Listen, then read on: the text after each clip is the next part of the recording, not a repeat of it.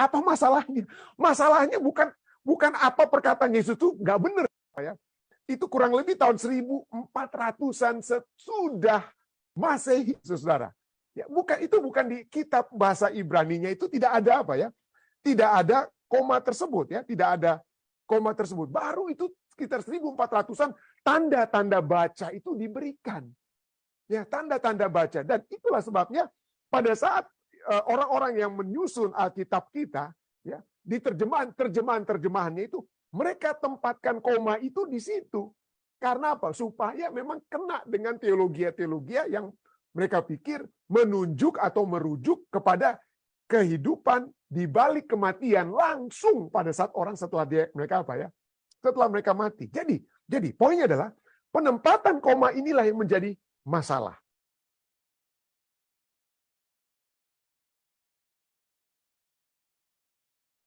Kalau kita semua dikatakan kita berada, kalau kita mati dikatakan ya, kalau kita ada urusan belum selesai, maka kita akan berada dalam kehidupan apa ya? Yang resah. Waduh, ya. Yang kehidupan yang resah, dan begitu banyak film-film Hollywood yang menceritakan bagaimana roh-roh yang bergentayangan seperti pocong-pocong ini berada dalam keresahan, ingin menuntut balas siapa yang telah membunuh dia, tapi belum ketangkap itu yang membunuh dia. Tetapi kita lihat ya secara apa ya? Secara kita lihat saja, kalau Anda pergi ke kuburan, maka atau Anda mengucapkan pada saat orang meninggal, apa kata-kata yang kita katakan pada orang yang sedang berduka cita? Kiranya yang meninggal itu apa kita katakan? RIP, RIP bahasa Indonesianya, RIP ya. Rest in peace. Request cut in pace bahasa Latinnya ya. Beristirahat dalam apa? Beristirahat dalam tenang. Dan ini bukan hanya kita lihat saat ini, kalau Anda pergi ke katakom yang ada di baik di Italia, di Paris dan lain sebagainya, sering ini diungkapkan ya di kuburan-kuburan itu, di Valeria dikatakan Valerie sleeps in peace, ya. Dormat sleep in pace, peace, ya. Jadi kenapa ya? Jadi kita pada saat kita melihat orang mati, ya kita katakan apa? Waduh, tenang sekali dia ya. Wajahnya tenang sekali waktu orang tersebut mati. Bagaikan orang yang tertidur. Rest, kata rest itu artinya apa? Beristirahat dalam kedamaian. Bagaikan orang apa ya? Tertidur. Mati itu bagaikan tertidur. Dan ini bukan hanya yang ada di kuburan-kuburan tertulis. Itu juga tertulis di Alkitab, saudara. Alkitab, kita pelajari, mengajarkan kematian itu bagaikan orang yang beristirahat, orang yang tertidur, hingga kedatangan Yesus yang kedua kali, orang yang tidur. Pada saat saya tidur, saya tidak tahu apa-apa. Ya, kalau saya sedang tidur pulas, pencuri saja, nyolong atau mencuri dan lain sebagainya, saya nggak tahu gitu ya. Dan 50 kali lebih penulis Alkitab menyatakan kematian sebagai tidur. Kematian sebagai tidur. Bahasa Indonesia misalnya, Alkitab bahasa Indonesia Mazmur 13 ayat 4.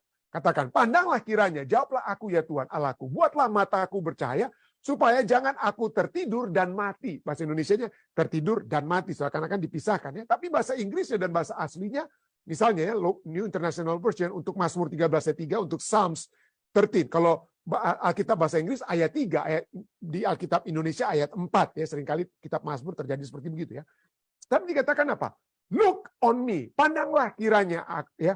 And answer, look on me and answer. Pandanglah kiranya dan jawablah aku. Lord my God, ya Tuhan Allahku. Give light to my eyes. Buatlah mataku bercahaya.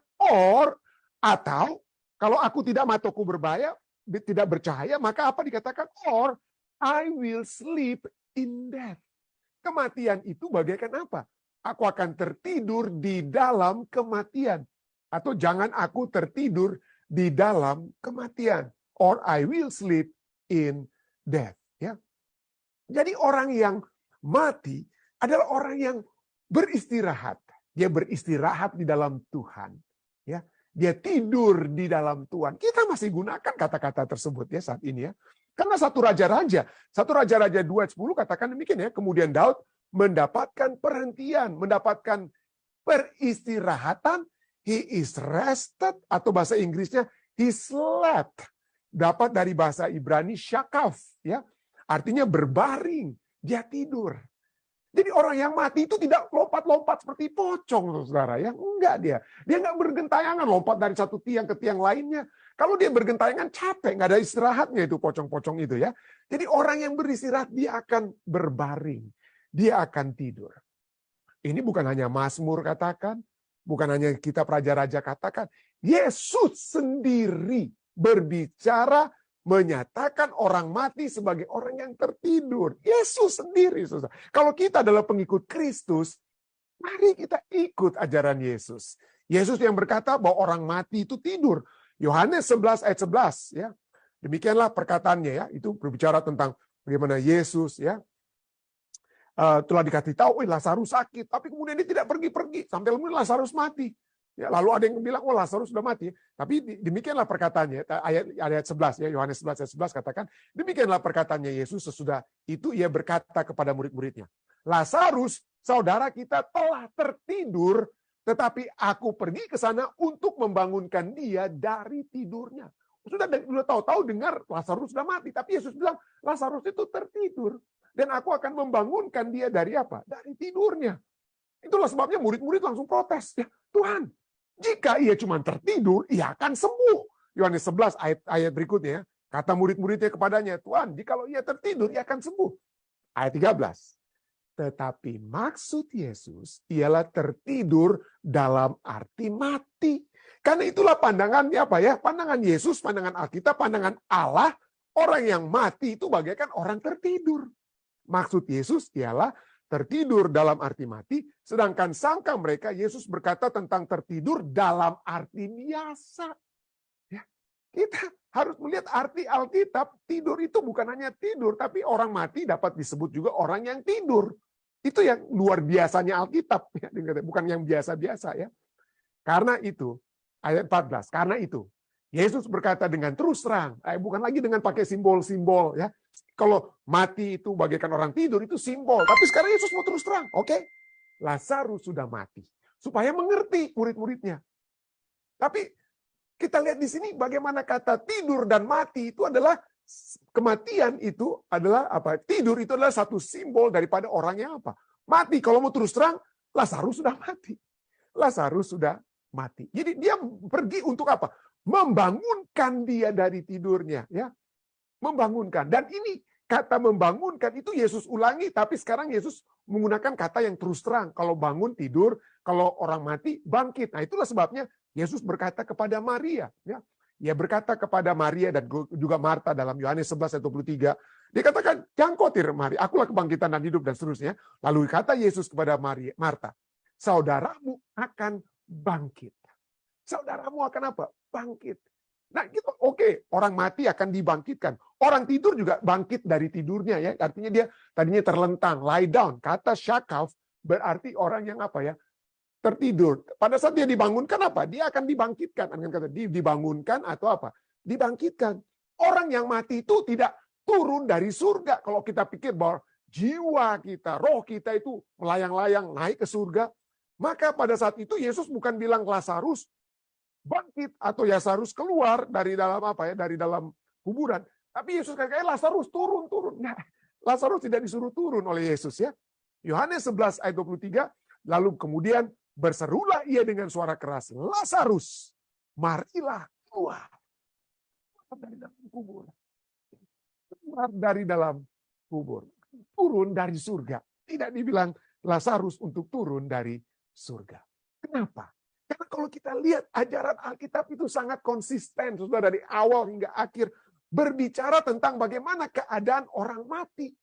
Nah, mungkin ada oh nanti pendeta ya tunggu ini pendeta ada begitu banyak nih. Mungkin Anda sedang catat-catat ayat-ayat yang bicara tentang orang mati rohnya itu kembali kepada Allah. Oke, mari kita lihat sebelum Anda bertanya, mari kita coba dulu langsung apa ya, membahas terlebih dahulu ya. Dikatakan apa? Mazmur 146 ayat 4. Dikatakan apa? Apabila nyawanya melayang, oke, nyawanya melayang, jiwanya melayang, kehidupannya melayang, artinya mati, nyawa melayang itu orang yang nyawanya melayang, orang yang mati, maka dia bukan kembali ke surga. Dikatakan apa? Ia kembali ke tanah. Pada hari itu juga lenyaplah maksud-maksudnya. Lenyaplah maksudnya. Apa artinya? Pada saat saudara dan saya mati, maka kita akan kembali kepada tanah. Ya. Karena itulah formula kehidupan manusia. Kehidupan manusia itu ada tanahnya, saudara ya. Kejadian 2:7 berbicara tentang manusia diciptakan ya, pada saat Adam diciptakan. Ketika itulah Tuhan membentuk manusia itu, apa ingredient, apa bahan baku untuk membentuk manusia itu ada dua. Ada dua saja. Yang pertama apa ya? Membentuk manusia itu dari debu tanah, dan kemudian Allah menghembuskan nafas hidup ke dalam hidungnya. Demikianlah manusia itu menjadi makhluk yang hidup. Oke? Manusia menjadi makhluk. Jadi pertama-tama ingredients atau bahan baku pertama adalah debu tanah, ditambah nafas hidup Allah, maka dia menjadi apa? Makhluk hidup. Kalau makhluk yang mati, apa yang terjadi? Maka dikurang dong. Bukan ada yang tambah-tambah tadi jadi pengurangan ya, jadi penambahan jadi pengurangan. Makhluk yang mati artinya debu tanah dikurangi nafas hidup. Nafas hidupnya hilang ya. Jadilah dia bukan makhluk hidup tapi makhluk mati atau menjadi apa ya? Menjadi mayat. Nah, pertanyaannya, itu pendeta itu ya. Jadi nafas hidup ini akan kembali kepada Allah ya. Nafas hidup itu akan kembali kepada Allah. Jadi, nah pertanyaannya, apakah nafas hidup itu adalah milik kita atau milik Allah yang berikan? Kalau itu milik kita, itu berarti memiliki apa? Segala informasi-informasi yang disimpan tentang kita. Tetapi kitanya itu hanya dari satu, hanya dari debu tanah. Nafas hidup itulah yang datang dari Tuhan. Ya. Listriknya yang datang dari Tuhan. Kitanya sendiri, jiwa kehidupan kita itu ada hanya satu, debu tanah. Ya. Jadi nafas hidup itu bukan jiwa, bukan roh, ya. Ruah itu sering digunakan untuk nafas hidup atau roh ya, yang Allah berikan. Ruah itu juga seringkali juga menunjukkan kepada Roh Kudus ya. Tapi itu roh kehidupan yang Allah miliki dengan kata lain ya. Jadi itu dapat menunjukkan kepada apa ya?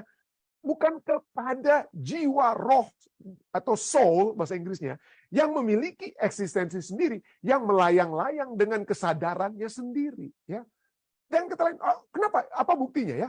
Kalau kita lihat kata jiwa, kalau kita bilang itu jiwa, kalau itu datang dari Allah, ya kita pikir ya, jiwa itu adalah, Anda pikir jiwa itu adalah roh atau nafas hidup, itu adalah milik Allah. Ya, saya sudah katakan itu milik Allah, Allah yang berikan. Kalau itu adalah milik Allah, maka dia tidak bisa dibunuh, dia tidak bisa dimatikan. Jadi kata jiwa itu bukan apa? Roh atau soul. Ya. Itu bukan apa ya? Nafas hidup itu bukan jiwa atau roh atau soul. Nah, jiwa itu sendiri berarti makhluknya itu sendiri. Kalau saya sering katakan ya, berapa jiwa yang dibaptiskan misalnya. Kita berbicara bukan sedang apa? Berbicara tentang roh orang-orang, tetapi itu sedang berbicara tentang apa? Manusia yang utuh, yang memiliki kerinduan untuk menerima Yesus Kristus, dikatakan dia berapa 10 jiwa pendeta. Ada yang mungkin katakan dia, berapa yang jiwanya melayang. Artinya, itu berbicara tentang kehidupan totalitas daripada orang. Secara lebih spesifik, jiwa itu merujuk kepada orang yang berpikir, orang yang memiliki keinginan dan kerinduan dan lain sebagainya. Dan jiwa manusia itu bisa mati. Kalau tubuh saya mati, maka kerinduan-kerinduan saya seperti Mazmur tadi katakan, kehendak-kehendak saya juga mati pada saat yang bersamaan. Nafsu, bukan nafas. Nafsu itu juga hilang pada saat saya mati. Nafas kembali kepada Allah. Nafas kembali, tapi nafsu mati. Ya, Alkitab katakan. Jadi itulah, jiwa itu bukan nafas. Ya, jiwa itu bukan nafas. Mungkin ya nafsu, ya oke. Jiwa itu ya itu berbicara tentang apa ya? Unsur dari dalam tubuh, yaitu keinginan-keinginan kita yang berhubungan erat dengan tubuh kita. Tubuh mati, maka jiwa juga apa? Mati. Apa buktinya pendeta? Oh, banyak buktinya. Ya. Yeskiel 18 ayat 4. Ya. Firman Tuhan katakan apa? Sungguh semua jiwa aku punya. Semua jiwa aku punya. Baik jiwa ayah maupun jiwa anak aku punya. Dan orang yang berbuat dosa itu yang harus mati. Kita lihat ini berbicara tentang apa? Orang-orang, yaitu orang yang menamakan diri mereka sebagai ayah, orang yang menamakan diri sebagai apa? Anak. Jadi semua itu menunjuk jiwa dan orang itu adalah satu paralel. Satu hal yang disamakan, disatukan, jiwa dan orang. Dan kedua-duanya, istilahnya ini ya, jiwa dan orang ini dapat apa? Dapat mati. Ya, misalnya, Yeskiel 18 ayat 4 di New King James Version, digunakanlah kata soul, roh, seakan-akan soul, roh ya. Behold, all souls are mine. The soul of Father as well as the soul of the Son is mine, milikku. The soul who sins shall die. Jadi jiwa orang yang berbuat dosa, bahasa Indonesia bilang orang ya. Tapi kalau bahasa New King James Version, jiwa, the soul who sins shall die. Jiwa yang berbuat dosa itu juga harus mati. Jadi orang dan jiwa itu sama. Tidak heran New International Version untuk Yeskiel berbicara bukan tentang soul ya, tapi everyone, setiap orang. Everyone belongs to me. Setiap orang itu aku punya ya, baik ayah maupun anak-anak, semuanya itu milikku. Semua orang itu milikku. Dan si dia orang yang berdosa, dialah yang akan apa? Dia akan mati. Jadi dengan kata lain, jiwa atau soul sama dengan makhluk hidup. Atau sama dengan kata lain, jiwa itu juga adalah kata lain dari orang, sinonim dengan orang yang dapat mati. Yang tidak kekal. Ya, yang tidak kekal. Yang kekal itu adalah nafas hidupnya Allah. Yang Allah berikan. Ruah Allah. Jadi seperti kita lihat tadi, orang yang mati, makhluk yang mati apa? Formulanya. Debu tanah yang tidak lagi memiliki nafas hidup, maka dia menjadi makhluk yang mati. Orang yang mati itu tubuhnya mati, nafsunya mati, nafasnya kembali kepada siapa ya? Nafasnya kembali kepada Allah. Yang menghidupkan kita itu nafas yang Tuhan berikan ya. Ayub 27 ayat 3 katakan, selama nafasku masih ada padaku dan roh Allah masih di dalam hidupku. Jadi nafas dan roh Allah, karena itu dari satu kata yang sama ya, ruah. Itu ada dalam apa? Itu adalah pemberian Tuhan. Itu berbicara tentang apa? Nafas ya. Ayub 27 ayat 3. Selama nafasku masih ada padaku, atau sinonimnya, paralelnya, roh Allah masih dalam hidupku, maka aku masih bisa begini dan gitu. Dan kata lainnya, Yakobus 2 ayat 26. Sebab seperti tubuh tanpa roh, tubuh tanpa nafas adalah mati. Makanya kalau saya, salah satu ya orang yang mati, apa yang dilihat? Oh, dia masih bernafas nggak? Oh, nggak ada lagi nafasnya. Atau diusahakan. Kalau saya masih bernafas, berarti saya masih hidup. Tapi kalau nafas saya ini, atau roh ini nggak ada lagi dengan kata lain, ruah ini, maka saya apa ya? Saya mati dengan kata lainnya. Sebab seperti tubuh tanpa roh, Yakobus 2:26, seperti tubuh tanpa roh adalah mati, demikianlah juga iman tanpa perbuatan adalah mati. Jadi dengan kata lain, nafas hidup adalah roh, adalah kuasa yang menghidupkan tubuh. Ya, tubuh saya ini mungkin bagaikan bohlam lampu, ya, bagaikan bohlam lampu, saudara. Di dalamnya itu ada dia punya apa ya? Ada jiwanya mungkin ya, tapi baik bohlamnya maupun yang dapat menghidupkannya, yang menghidupkan jiwa itu seperti kayak nafsu, keinginan dan lain sebagainya dari pikiran saya itu ya. Itu tanpa nafas Allah, tanpa roh Allah nggak ada. Jadi roh Allah itu bagaikan listrik yang mengalir ke dalam bohlam tersebut. Ya, listrik yang mengalir. Tanpa nafas Allah yang Allah berikan, tanpa roh yang Allah berikan, maka kita itu tidak bisa apa-apa, tidak ada apa-apanya kita. Bohlam yang tidak ada listriknya. Jadi kalau kita mati gimana dong? Kemana itu listriknya? Itu kembali kepada Tuhan. Tapi itu listrik seperti listrik yang kembali kepada apa? Ke generator kah? Atau tenaga pembangkit listrik dan lain sebagainya. Ya. Jadi nafas hidup itu adalah roh kuasa yang menghidupkan tubuh. Atau jiwa kita ya. Yang menghidupkan tubuh. Dengan kata lain, oleh sebab kuasa kehidupan ada pada Allah, maka roh Allah yang memberikan kehidupan itu pada saat kita mati akan kembali apa? Kembali kepada Allah. Itu nafasnya yang kembali. Tapi bukan berarti nafas itu membawa pikiran-pikiran kita dan lain sebagainya. Pikiran kita itu tidak dibawa oleh nafas yang kembali kepada Tuhan. Kita hanyalah bohlam tadi itu ya.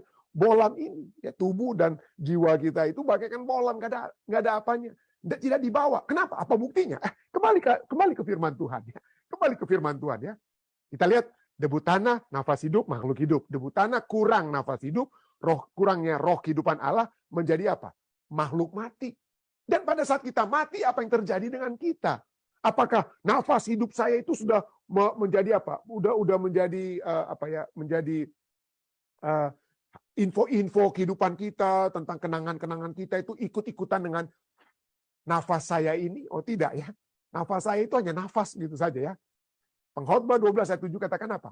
Dan debu kembali menjadi tanah, kembali menjadi tanah seperti semula, dan roh kembali kepada Allah yang mengaruniakannya. Apa artinya roh kembali kepada Allah? Dia bawa segala informasi kehidupan kita, keinginan-keinginan kita. Oh, Mazmur 146 ayat 4 katakan apa? Apabila nyawanya melayang, ia kembali ke tanah. Pada hari itu juga, pada saat nyawanya melayang, pada saat dia mati, pada saat dia kembali untuk menjadi apa? Decay, menjadi tanah. Lenyaplah maksud-maksudnya. Hilang semua. Jadi kadang-kadang orang mati tidak tahu apa-apa, saudara. Tidak tahu apa-apa. Karena orang-orang yang hidup tahu, Pengkhotbah 9 ayat 5-6. Orang-orang yang hidup tahu bahwa mereka akan mati. Tetapi orang yang mati tidak tahu apa-apa. Tidak ada upah lagi bagi mereka. Bahkan kenangan kepada mereka sudah lenyap. Ya. Oke, Anda katakan, mereka masuk ke surga. Oke, Anda katakan, oh mereka masuk surga pendeta. Pada saat dia mati masuk surga ya. Tapi ini katakan, ayat 6 katakan, Pengkhotbah 9 ayat 6 katakan, baik kasih mereka maupun kebencian dan kecemburuan mereka sudah lama hilang. Kalau saya di surga, hilang saya punya kebencian, hilang saya punya kecemburuan, wah puji Tuhan, bagus. Gitu, ya. Tapi bagaimana dengan kasih saya? Ayat ini katakan kasih sendiri pun akan hilang. Apakah di surga saya apa? Saya hilang, saya punya kebencian, saya hilang kecemburuan, bagus. Tapi kalau kasih saya hilang di surga, waduh saya jadi Lucifer kalau di surga. Kalau kasihnya juga hilang ya. Artinya saya di surga itu untuk mengasihi Allah kita. Tapi kalau saya saat saya mati dan di surga saya tidak lagi memiliki kasih menurut Pengkhotbah 9 ayat 6, wah ini bertentangan lah dengan ayat. Apakah firman Tuhan itu saling gontok-gontokan ya, bertentangan satu dengan yang lain? Nah, bukan hanya Pengkhotbah 9 ayat 5-6. Firman Tuhan dalam kitab Ayub 14 ayat 21 katakan, anak-anaknya menjadi mulia, anak-anak menjadi anak-anak orang yang mati, ya berbicara tentang anak-anak yang orang mati, anak-anaknya menjadi mulia, menjadi anak yang baik-baik, tetapi ia tidak tahu apa-apa. Atau mereka menjadi hina, tetapi ia tidak menyadarinya. Seringkali kita dengar orang bilang, waduh, ya it's okay, puji Tuhan, ini anak-anaknya baik-baik. Jadi bapak dan ibu mereka di surga itu sedang senyum melihat anak-anak yang baik-baik yang ada di dunia. Ya puji Tuhan kalau memang saya pada saat saya mati, jiwa saya atau roh saya yang melayang-layang itu, yang salah pemahaman itu di surga, lalu saya lihat, oh puji Tuhan anak saya itu sukses semua ya. Tapi bagaimana kalau anak saya, kenapa dia mau gunakan narkoba? Jangan. Atau istri saya, jangan kawin, itu orang yang mau kawin dengan istri saya itu justru dia yang membunuh saya itu sampai saya mati. Kok istri saya sekarang terjebak dengan dia untuk kawin dengan dia? Kalau itu yang terjadi saya di surga, saya tidak rest in peace di surga, saudara. Saya stres di surga, bukannya rest in peace. Kalau itu terjadi, apa yang tidak baik-baik terjadi kepada anak-anak dan istri saya di bumi, saya lihat-lihat dari surga keadaan mereka, dan keadaan itu tidak baik. Kalau sampai begitu, maka kita tidak akan bisa rest in peace.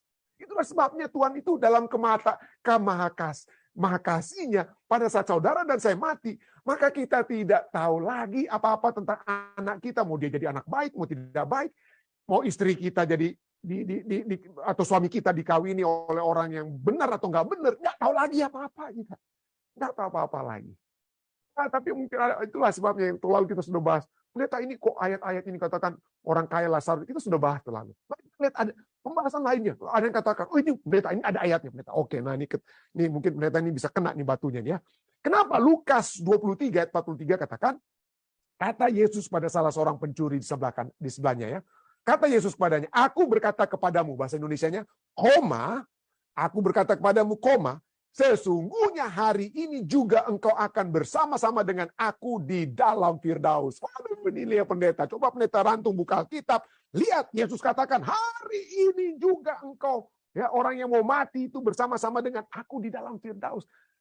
Hari itu, karena hanya berdasarkan koma, mari kita lihat. Nanti saya akan coba jelaskan tentang koma ini. Tapi lihat, coba kita lihat. Kapan Yesus mati?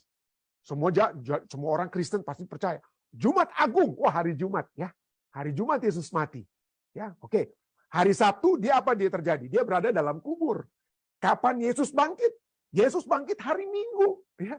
Ya, Jumat Agung ya, Minggu apa ya? Ya, kebangkitan apa sebutnya Minggu apa ya? Kalau Jumat Agung atau Minggu Agung ya. Tapi itu poinnya. Jumat dia mati, Sabtu dia beristirahat di kubur, Minggu dia dibangkitkan. Nah, coba kita lihat apa yang terjadi pada hari Minggu pada saat dia dibangkitkan. Apa yang terjadi pada hari Jumat? Dia berkata kepada salah seorang pencuri, kamu hari ini, pada hari ini kamu akan bersama-sama dengan aku di Firdaus. Oke, itu Jumat. Apa Jumat itu Yesus sudah ada di surga dengan orang tersebut? Untuk jawabnya, mari kita lihat apa yang terjadi pada hari Minggu. Ada beberapa orang yang mencoba untuk bertemu dengan Yesus. Salah satu adalah Maria. Dan ini Yesus katakan pada saat bertemu dengan Maria ya. Dalam Yohanes 20 ayat 16. Kata Yesus kepadanya, kepada Maria, Maria. Lalu Maria berpaling dan berkata kepada Yesus dalam bahasa Ibrani, Rabuni, yang artinya guru. Lalu apa yang Yesus katakan di ayat 17? Ini Yesus katakan. Kata Yesus kepadanya, janganlah engkau memegang aku, sebab aku belum pergi kepada Bapa. Waduh, kok Yesus bohong ya? Kenapa dia bohong kepada Maria? Kenapa hari Jumat dia bilang pada hari ini kepada orang yang yang bersama-sama dengan pada hari ini hari Jumat kamu akan bersama-sama dengan aku di Firdaus di surga. Tapi sekarang kok kenapa sampai pada hari Minggu sekalipun Yesus berkata kepada Maria, aku belum pergi kepada Bapa. Aku belum pergi kepada Bapa. Tapi pergilah kepada saudara-saudaraku dan katakanlah kepada mereka bahwa sekarang aku akan Yesus ke Firdaus itu bukan Jumat. Baru mau pergi hari Minggu. Sekarang aku akan pergi kepada Bapakku dan kepada Bapamu, kepada Allahku dan Allahmu. Jadi apa masalahnya? Masalahnya bukan apa perkataan Yesus itu nggak benar, Pak ya. Itu kurang lebih tahun 1400-an sesudah Masehi, Saudara. Ya, bukan di kitab bahasa Ibraninya itu tidak ada apa ya? Tidak ada koma tersebut ya, tidak ada koma tersebut. Baru itu sekitar 1400-an tanda-tanda baca itu diberikan. Ya, tanda-tanda baca. Dan itulah sebabnya pada saat orang-orang yang menyusun Alkitab kita, ya, di terjemahannya itu, mereka tempatkan koma itu di situ. Karena apa? Supaya memang kena dengan teologi-teologi yang mereka pikir menunjuk atau merujuk kepada kehidupan di balik kematian langsung pada saat orang setelah mereka apa ya? Setelah mereka mati. Jadi poinnya adalah penempatan koma inilah yang menjadi masalah. Kalau saja kita tempatkan, pindahkan koma, gantinya aku berkata kepadamu koma, tapi kita pindahkan komanya itu, sekali lagi, koma itu bukan ada dari asli Alkitab aslinya ya. Pada saat itu ditulis tidak ada koma-koma ya, itu koma tidak ada. Tapi kalau kita, orang-orang yang kemudian menempatkan tanda-tanda baca 1400 tahun setelah Masehi ini, menempatkan komanya itu setelah kata juga, pemahamannya berbeda. Pemahamannya berbeda ya. Kata Yesus kepadanya, aku berkata kepadamu sesungguhnya hari ini juga, koma, engkau akan ada bersama-sama dengan aku dalam Firdaus. Jadi kalau aku berkata kepadamu sesungguhnya pada hari ini, pernyataan itu berbicara tentang pernyataan Yesus pada hari itu, bukan berbicara tentang pada hari itu mereka akan berada di mana? Di Firdaus. Contoh saja ya. Coba kita lihat penempatan kata koma di sini ya, dari satu kalimat. Atas perhatian Bapak saya mengucapkan terima kasih. Penempatan koma ini memiliki apa? Penting sekali ya. Penempatan koma ini penting sekali. Kalimat pertama ya. Atas perhatian, koma, Bapak saya mengucapkan terima kasih. Pertanyaannya, siapa yang berterima kasih? Yang berterima kasih adalah Bapak saya yang berterima kasih. Ya, Bapak saya mengucapkan terima kasih. Siapa yang dimintai perhatian atas perhatian? Siapa? Perhatian siapa? Nggak jelas perhatian siapa. Tapi koma ini menyatakan perhatiannya nggak jelas siapa, perhatian yang dimintakan. Tapi Bapak saya lah yang mengucapkan apa? Terima kasih. Yang berikutnya, yang kedua, statement kedua. Atas perhatian Bapak saya, koma, mengucapkan terima kasih. Ya, siapa yang berterima kasih tidak jelas. Siapa yang mengucapkan terima kasih tidak jelas. Tapi yang memberikan perhatian, siapa yang diminta perhatian, oh jelas. Bapak saya ya, Bapak saya yang memperhatikan. Atas perhatian Bapak saya mengucapkan terima kasih. Nggak tahu siapa yang mengucapkan terima kasih, nggak tahu.